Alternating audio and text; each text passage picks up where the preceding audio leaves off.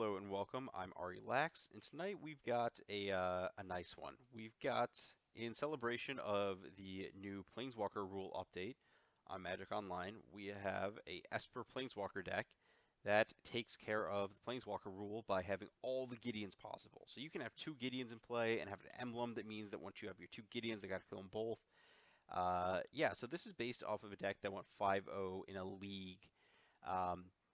I'm actually blanking on the player's name right now, but I do know it was their name was, I looked it up because I knew it had to be a character for something, and it was, I believe, a Romulan from Star Trek, not TNG, Deep Space Nine, if I remember correctly.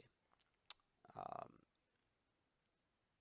just blanking on the name right now, but yeah, they played this deck, they went 5-0, and I figured, once we can have two Gideons, I'd give it a spin. I did make one small change to add more Gideons to the deck. I cut a Narset. They had two of that card. I did not think it was worth playing more than one of that card when you could just have multiple Gideons in play. So to kind of talk through what everything's doing, fetch dual Esper mana base, great. Some extra dual lands, a little non-pain land, a little bit of creature land. You have your black base because you have your Thoughtseizes and stuff going on. You are a Thoughtseize deck because you're trying to tap out, unlike other Esper decks where you actually have counterspells because you want to leave your mana untapped. You don't have these tap out, sorcerer speed game winners. Some Collective Brutality as kind of a split card discard removal effect to kind of round out your numbers and, again, set you up better for Planeswalkers. A bunch of Snapcasts because that card is great. Your good spot removal options in Path and Fatal Push with some Verdicts because Verdict is great with Planeswalkers. And then Serum Visions. I looked into replacing Serum Visions with Opt, but because, again, you're a tap-out deck, leaving up the mana doesn't matter, but what does matter is having the extra scry on the Serum Visions. You're also, because your spells are expensive, you're less likely to opt into the perfect thing for your turn. You'd rather Serum Visions and set up future turns. And then down the Planeswalker line, Gideon Ally of Zendikar to just kill people with. Narset is a card advantage source. I'm skeptical this card is good, but I've seen it in multiple winning Modern lists, so I'm going to give it a spin. Liliana the Veil is just great. It's just very, very, very good in Modern. Gideon of the Trials, both kind of a removal spell in Modern. It can handle Death Shadows and Gurmag Anglers, and it's kind of a threat, but it's also just the emblem shuts off certain combo decks. Not necessarily like Storm, but decks like Ad Nauseam struggle with it. Gideon Jura is kind of your big takeover against creature decks. The fact that it kills creatures is super huge. Also, just a 5-mana 6/6 is literally huge.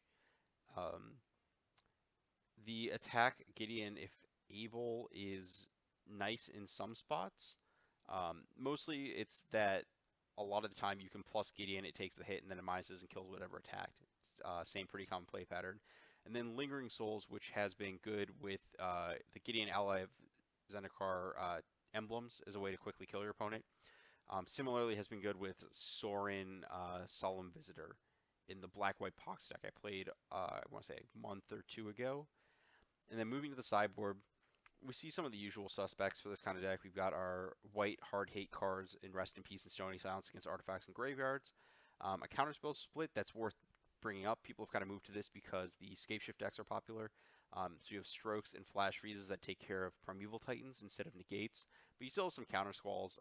The life loss does matter a little bit.